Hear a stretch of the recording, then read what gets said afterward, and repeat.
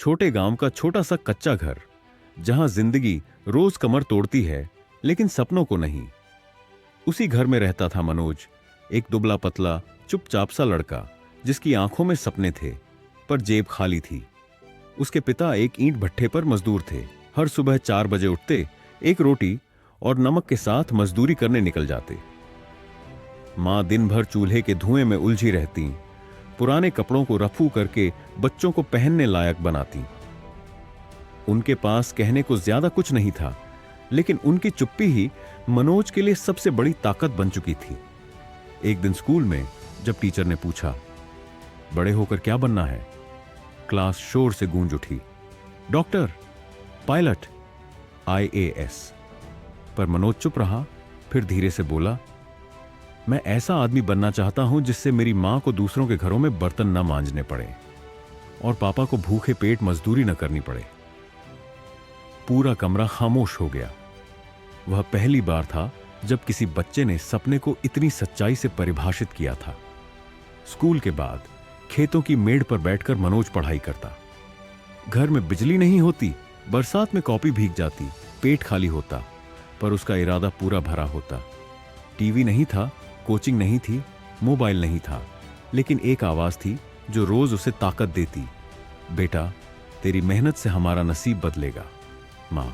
मनोज ने पहली बार UPSSC prelims दिया और फेल हो गया। उस रात वो मां के पास आया और बोला, मां शायद ये मेरे बस का नहीं है। मां ने बस एक सवाल पूछा, तो क्या तू भी हमें अधूरा छोड़ देगा मनोज? बस उसी रात वो टूट नहीं सका। वो जान गया ये सपना अब सिर्फ उसका नहीं है। 1 साल तक वो दुनिया से कटकर पड़ता रहा। न कोई दोस्त, न त्योहार, न सोशल मीडिया, सिर्फ किताबें, तकलीफें और उम्मीदें। और फिर वो सुबह आई। दरवाजे पर दस्तक हुई। पोस्टमैन ने एक लिफाफा थमाया, UPSSC का रिजल्ट। हाथ कांप रहे थे। लिफाफा खोला और आंखें भी। Manoj Kumar, all India rank 27।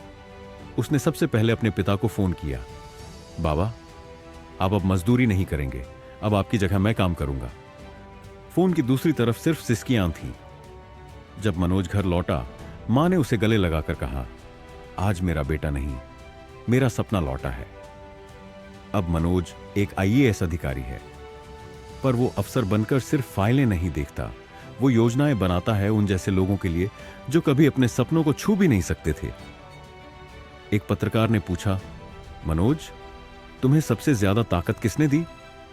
उसने मुस्कुराकर जवाब दिया, मेरे पिता की मेहनत और मां की चुप्पी, जिनमें शब्द नहीं थे पर पूरी जिंदगी की कहानी थी।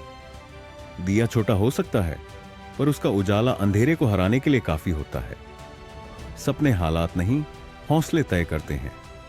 अगर इरादा सच्चा हो तो चुप्पी भी चीख बन जाती है और गरीबी सबसे बड़ा हथियार।